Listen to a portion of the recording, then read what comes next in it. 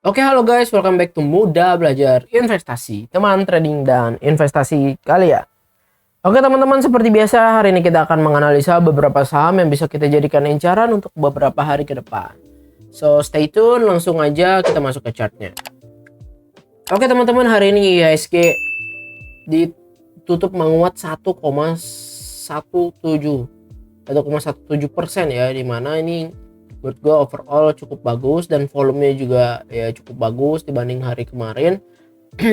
Sebetulnya good banget nih kalau IHSG berhasil ngebreak 6.800 nya kan. Hari ini close sudah di 6.839. Hopefully IHSG bisa lebih tinggi dari moving average 200 nya ya di 69. Tapi overall ini sangat bagus sih menurut gue. Dari tanggal 17 ini IHSG udah valid nih, double bottom. IHSG double bottom, tinggal dia ngebreak aja nih. Kalau ngebreak MA 200 ya menurut gua IHSG akan kembali bullish lagi teman-teman. Transaksi hari ini pun IHSG naik 1,7%, itu 11,4 triliun teman-teman, jadi cukup baik gitu ya.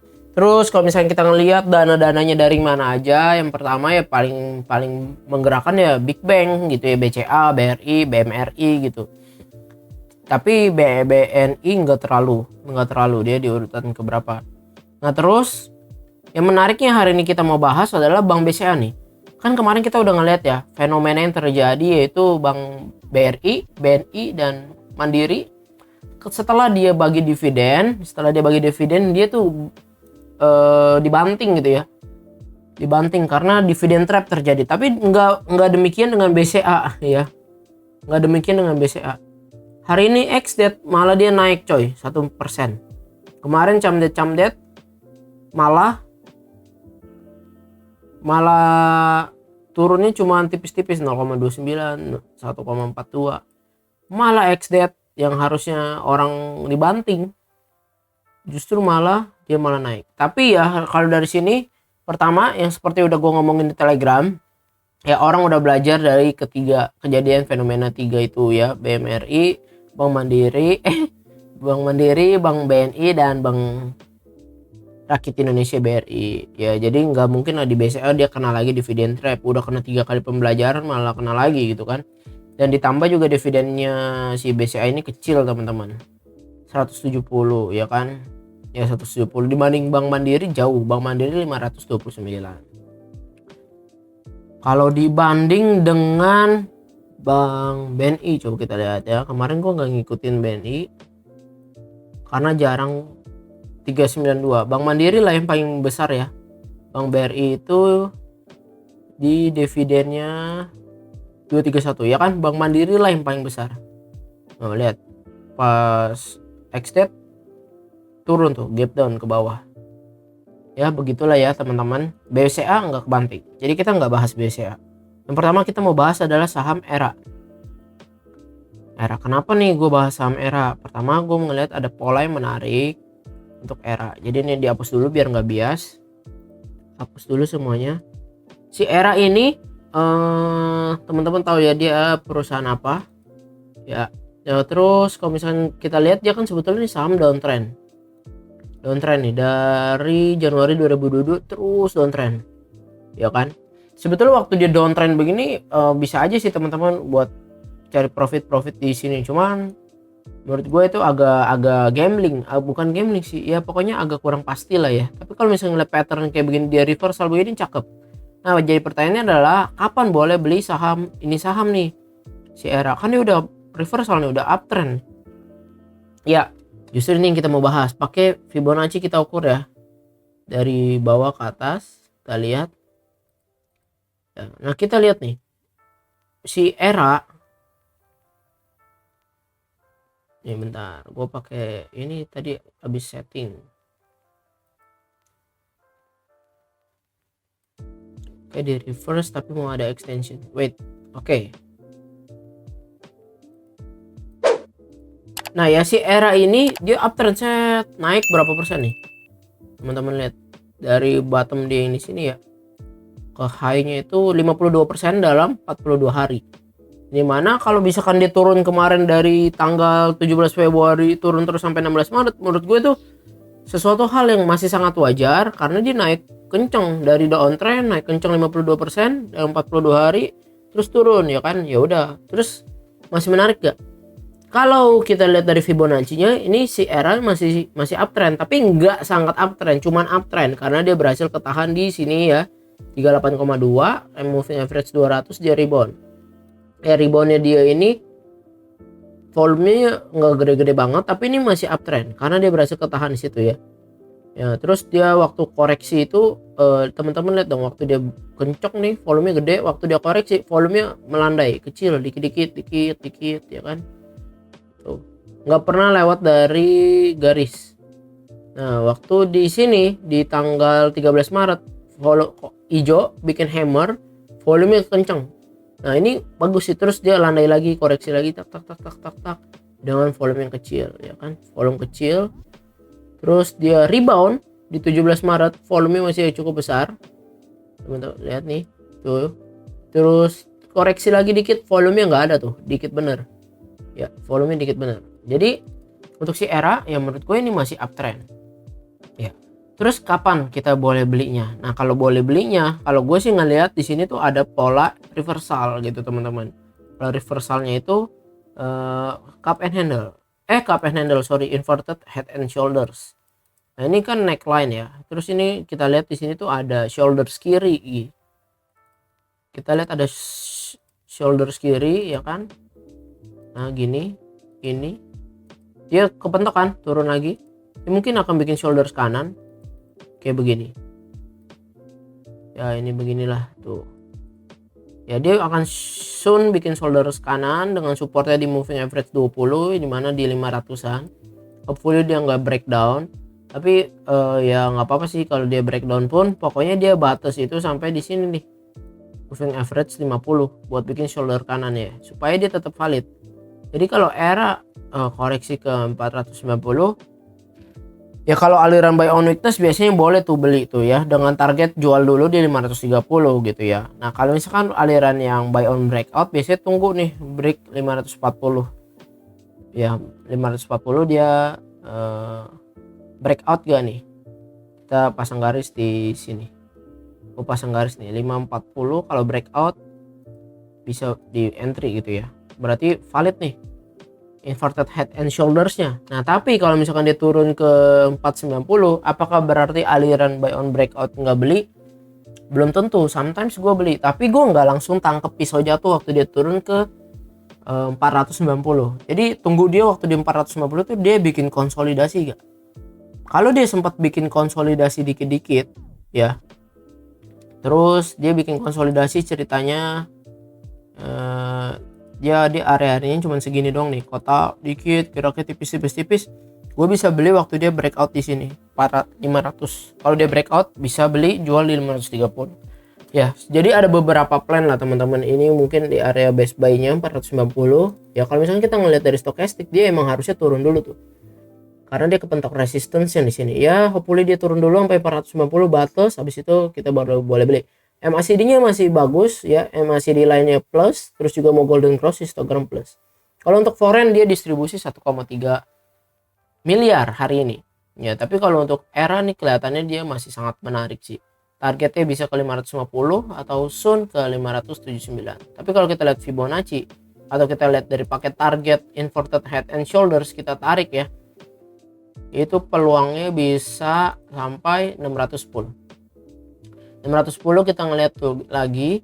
Oke, ternyata ada resistance di 580 dan di harga 600. Jadi ya kita garisin dulu di sini 600, udah ada resistance di 610, juga ada resistance di sini. Ya, jadi menurut gue ERA ini cakep nih, mumpung reversal ya, nggak boleh sampai ketinggalan momentum. Kita tinggal tunggu aja, ada dua plan ya, tunggu di 490 atau tunggu di 540. Kedua-duanya menurut gue sama-sama menarik gitu. Menurut kalian untuk ERA bagaimana? Menarik ke buat kita koleksi ke depannya? Bagikan pendapat kaliannya. Lanjut ke saham berikutnya teman-teman. Tuh ASA. Nah, ASA cakep. Nah, ASA nih ya. ASA menarik nih. Ini gua hapus dulu bias. dia downtrend sama kayak si Era kan, downtrend. Cuman kalau Era tadi berhasil udah jadi uptrend, udah closing candlenya semua di atas moving average semuanya. Tapi kalau si Asa belum, dia baru berusaha uptrend, berusaha reversal terus turun lagi. Nah yang sekarang terjadi adalah dia berusaha reversal lagi nih, dia bikin pola double bottom. Ya, pola double bottomnya Asa ini udah kelihatan tuh ya, karena support dia rebound. Nah yang menariknya adalah dia itu bikin pola yang reversal begini nih. Kita bingung kan entry-nya kapan. Nah coba kita lihat ke time frame lebih dekat lagi 1 jam. Nah, kalau gue sih ngelihatnya di sini tuh dia sama bikin pola namanya inverted head and shoulders atau cup and handle boleh juga. Pokoknya ini pola reversal. Yang dimana di sini tuh resistance ya. Dia bikin polanya kayak begini. Ini cup, ini handle-nya. Ini cup and handle ya. Ya kan itu ya, ini cupnya lah ya, set gini kan. Kalau dia ngebreak pola ini 860 ya, menurut gua Asa menarik bener nih buat kita koleksi teman-teman ya. Targetnya kalau misalnya kita ngeliat dari pola cup and handle ini kan bisa sampai, kita tarik, bisa sampai 996. Dan ingat 996 ini juga adalah area waktu itu konsolidasi. Konsolidasinya tuh di area-area ini ya, resistance-nya tuh resistance. Jadi menurut gue ini Asa berpeluang buat potensial profit itu 15%-an teman-teman kalau dia ngebreak 850. Yang jadi pertanyaannya adalah dia bisa gak ngebreak 560 ini ya, ini harus 560. Kalau dia bisa break ya menurut gua Asa cakep. Sementara ini untuk Asa dia harus bisa ke 835 ini kepentok dari resistance. Kalau misalkan di 835 dia kepentok resistance ya, dia turun ya, dia kayaknya berpeluangnya bukan bikin pola cup and handle, bisa jadi inverted head and shoulders. Jadi diturun lagi dikit ke 780 ya, bisa jadi begini nih plannya jadinya. Dia turun lagi habis kepentok kan 835, dia bikin lagi ini baru ngebreak ya. Jadi intinya sih dia kalau bisa ngelewat 860 dia berpotensi dapat 14% ke depan. Tapi kalau misalkan dia kepentok 835 maka dia berpotensi turun dulu ke 785 terus dia naik ya. Dan kalau misalkan kita ngeliat dari stokastik dia kelihatannya sih lagi berada di area jenuh beli. Nah kalau misalkan dilihat seperti ini kemungkinan besar dia kayaknya di 835 dia bakal kepentok turun dulu. Kalau MACD ini udah cakep bener nih, golden cross terus ya, golden cross dia naik ke atas. Oke, tapi ini 1 jam. Coba kita lihat daily. Ya. Kalau dari daily, si Asa ini cakep, golden cross berada di area jenuh jual. Ini golden cross di area jenuh jual dan MACD juga mau golden cross, histogram udah plus. Line udah mau golden cross. Foreign distribusi. Nah, menurut kalian gimana? Kalau menurut gua sih dari kelihatannya seperti ini dia akan bisa menuju ke 835. Tapi habis itu kemungkinan besar koreksi dulu sih. Gitu ya. Jadi entah stokastiknya udah keburu kena jenuh beli. Jadi dia akan turun dulu. Nah, tapi menurut gua ini Asa layak dipertimbangkan karena kenaikannya dia ditambah dengan volume yang meningkat. Sedangkan waktu dia koreksi ini tuh low volume. Ini baru ada volume dikit, terus low volume, rebound, volume kenceng, koreksi dikit 2% tapi volumenya kagak ada ya, terus meningkat ya. Sun bisa ke sini, menurut gue sih bisa. Menurut kalian bagaimana? Menarik gak untuk Asa kita koleksi? Bagikan pendapat kalian. Lanjut ke saham berikutnya itu Breeze. Nah, saham Breeze, nah kita lihat nih ya, saham Breeze ini sebetulnya udah jadi incaran. Ini kayak cakep banget karena dia bikin reversal tuh teman-teman. Ini gue gambar tadi, dia bikin reversal cakep banget. Sekarang candlenya dia udah berada di semua moving average 20, 50, 100 dan 200. Ini cakep bener. Tinggal kita cari titik entry-nya kan. Kemarin sih udah dapet ya, waktu di sini kan dia bikin tuh pola reversal. Gue udah dapet nih 1450. Waktu dia ngebreak MA 200 ya udah take profit karena trailing stop. Dia turun lagi konsolidasi. Nah sekarang cakep.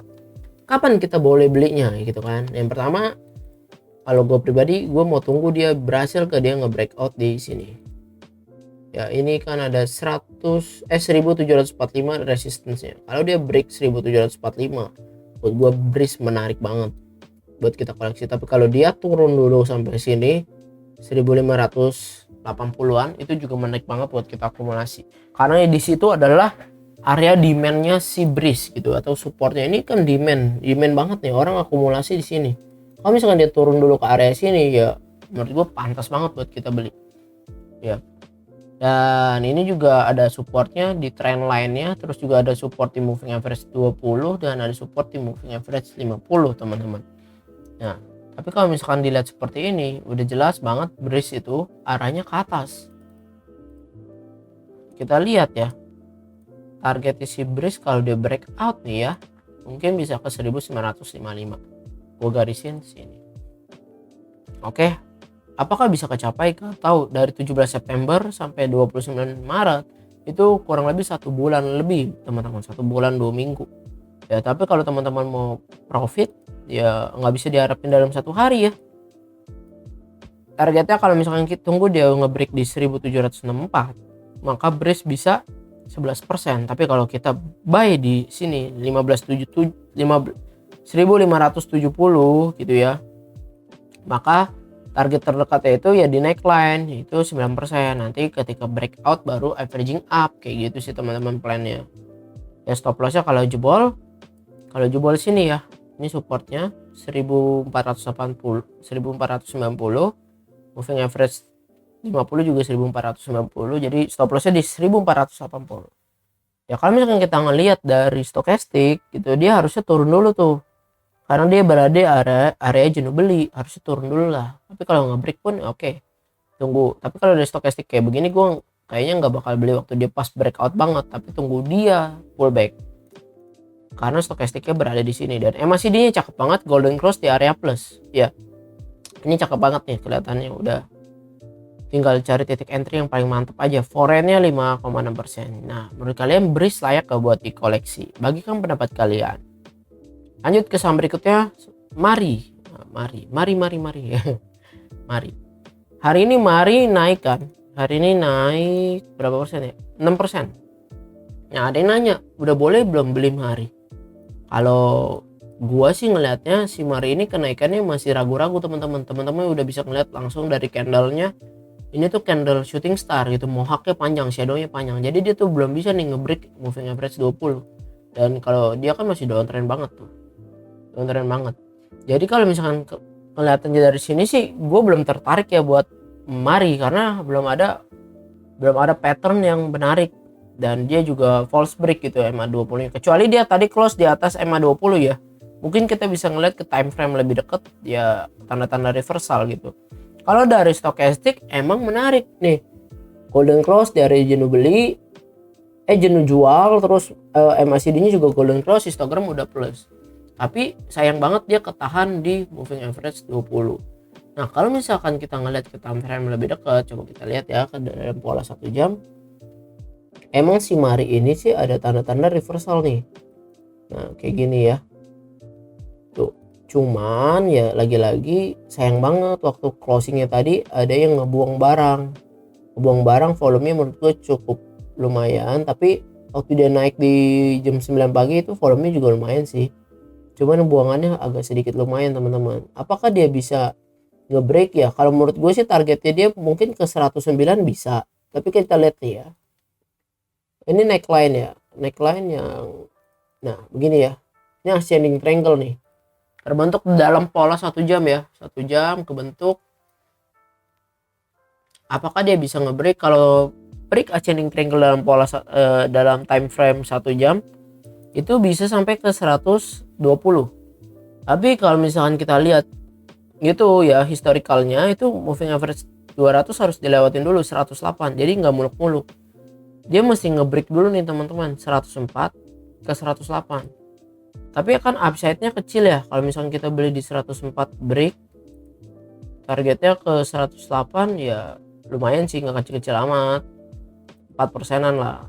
Nah, kalau teman-teman mau entry sih menurut gue plannya gitu, karena kita di jam 9 pagi high-nya itu sempat di 102. Jadi kita beli itu kalau dia lebih besar dari 102 yaitu 103. Kalau 103 dia bisa nge-break, targetnya di 108. Ya. Jadi 103 target di 108. Oke ya. Nah, menurut kalian menarik gak nih? Kalau misalkan dari time frame 1 jam ini si stokastik nandainnya dia turun dulu. Kalau MACD sih masih oke-oke aja. Dia malah masih terus uptrend. Nah, tapi inget ya, belinya ini mesti lebih besar sama dengan 104 dan stop lossnya ya kalau jebol lagi stop loss 10% teman-teman, agak kurang worth it ya 10%. Jadi risk and rewardnya cuma 0,45. Ya menurut kalian bagaimana? Bagi pendapat kalian aja. Oke ya. Oke teman-teman, sekian dulu analisa kita kali ini. Semoga analisa ini bisa membantu teman-teman dalam menentukan plan kedepannya ya. Dan mohon bantuannya teman-teman, jika dirasa video ini bermanfaat, boleh dibantu untuk like dan nyalakan lonceng notifikasinya ya, dan boleh juga di subscribe. Jadi teman-teman dapat notif terus nih setiap channel ini update. Dan terima kasih semuanya, see you in the next video, bye bye.